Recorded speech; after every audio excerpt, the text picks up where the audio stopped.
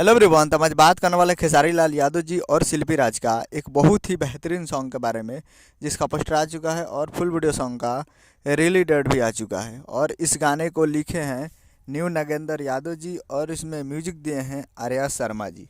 और इस गाने को गाए हैं खेसारी लाल यादव जी और शिल्पी राज जी, जो कि आपको स्क्रीन के ऊपर दिखाई दे रहा है। जिस सॉन्ग का टाइटल है गरम करो, जिसका टाइटल है गरम करो। और वीडियो में है खेसारी लाल यादव जी और रानी एक्टे जी, फिट में है रानी एक्टे जी। और ये बहुत ही बेहतरीन सॉन्ग है।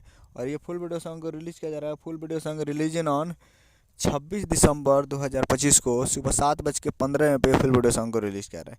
यानी कल 26 तारीख को सुबह 7:15 पे ये गाने को रिलीज़ कर रहा है। तो आप लोग तैयार रहिएगा फुल वीडियो सॉन्ग को देखने के लिए।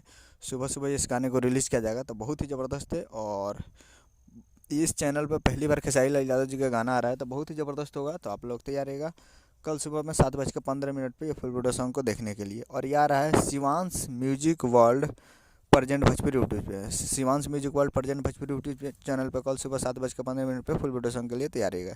तो ये अपडेट हमें अपडेट चैनल सब्सक्राइब लगा। मिलता है अगले वीडियो में। जय हिंद, जय भोजपुरी।